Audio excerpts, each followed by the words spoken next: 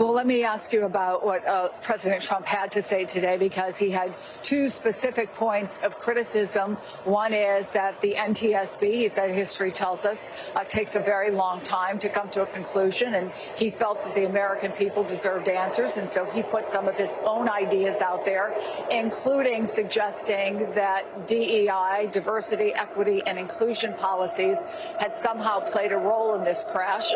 What's your reaction? Well, my reaction is that's sickening. It turns my stomach. Imagine you're a family member and you're grieving the loss of a family member. You have the President of the United States telling you that your loved one was killed because of DEI when he has zero evidence, and I mean zero, I mean less than zero, to suggest that's true. It's been reported today that President Trump scrapped an aviation safety board that was advising the DHS on January 22. Maybe he wanted to change the subject and not have to answer questions about why he did that. There was not an FAA administrator named. Okay, he's named somebody today. Great, but his decision to, instead of comfort grieving families, start to play a blame game is really sickening, and maybe there's something that he doesn't want to have the public pay attention to. It is likely that the NTSB will get to the bottom of this. They will figure out what exactly happened here.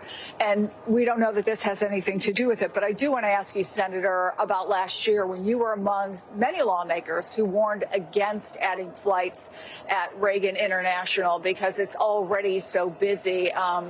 It did ultimately get passed as part of the FAA reauthorization. But does that deserve, in your mind, another look?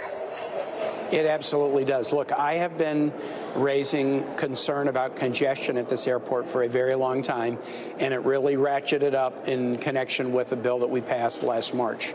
There was an effort by some in Congress to put even more flights into this airport. This is a small airport. I was listening to some of your earlier guests. It's on a small footprint of land. It was designed to accommodate about 15 million passengers in and out a year. It's well over 20 million now. Because of the overuse of this particular airport, it has pretty significant delay issues, and that kind of overuse can also lead to safety.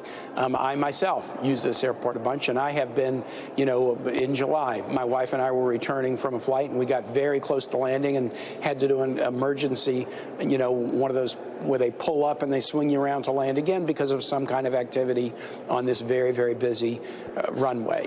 And so I'm very troubled. I talked to my colleagues about that last year. I said it would be a mistake to try to jam more flights into this airport. And also, as your guests indicated, it's not just the airport. It's also a really complicated airspace.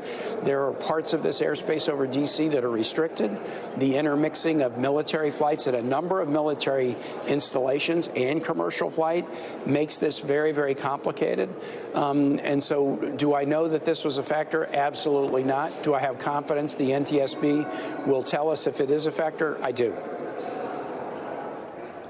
Virginia Senator Tim Kaine, thank you so much for taking the time to talk to us. Of course, American Eagle Flight 5342 originated in Wichita, Kansas. Coming up next on Chris Jansing Reports, the mayor of Wichita will stand by to talk about how the city is responding to this deadly crash. Keep it right here on MSN.